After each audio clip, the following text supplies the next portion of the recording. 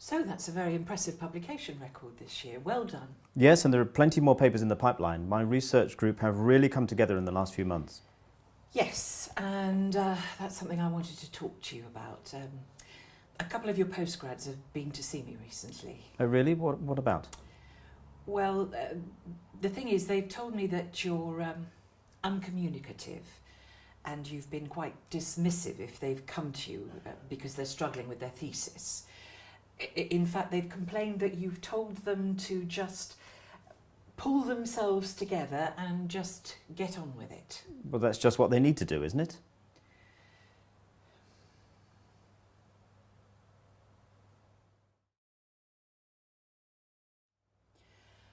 Well, up to a point, but I don't want to receive any more complaints. Can you do that for me?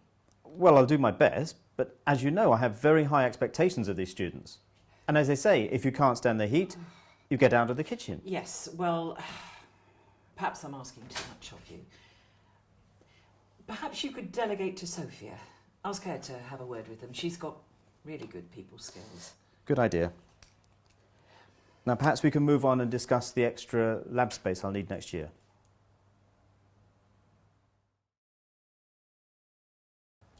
Well, you could be a little bit more supportive.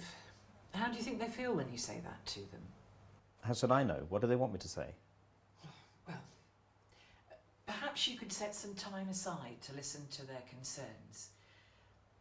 Often people find it helpful to talk things through it, and it enables them to find their own solutions. Perhaps you could tell them that you remember how difficult it was when you did your thesis. Show them a bit of sympathy. Sorry, but you know I don't do sympathy. And I didn't find my thesis difficult, and I really enjoyed the opportunity to analyse the data, and I still do. I see, but not everyone's the same. Look, Graham, you've got some first-class postgraduate students, and with your support and encouragement, they could do really well. Now, I understand that doesn't come naturally to you, but good mentoring is a skill you can learn, and it's essential for your students. So how do I learn? Is there a book I could read? Well, yes, there are books on the subject, and you could go down to the professional development unit and discuss options with them. Then we can come back together in a week or so and talk about what they suggested. And in the meantime, if a postgrad does ask to meet with you, make some time to listen to their concerns, analyse what they're saying, and then you can offer them some advice. Okay? So shall we talk about the lab space that you want?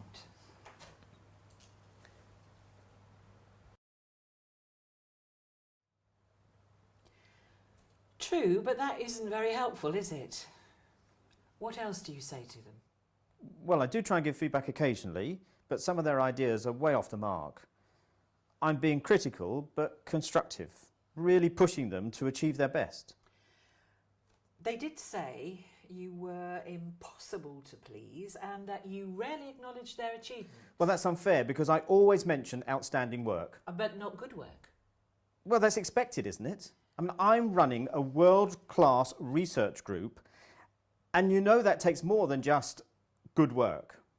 That's true, but would it hurt to give them a bit more recognition? If you want to get the best from your research group, you've got to lead, not push. Well, of course I want to get the best from my group, but well, sometimes I just don't understand people. I'm more of an ideas person. What if I delegate that to Sophia? Someone told me she's got really good people skills. Well, I guess that could work if you make sure you keep control of the academic side of things.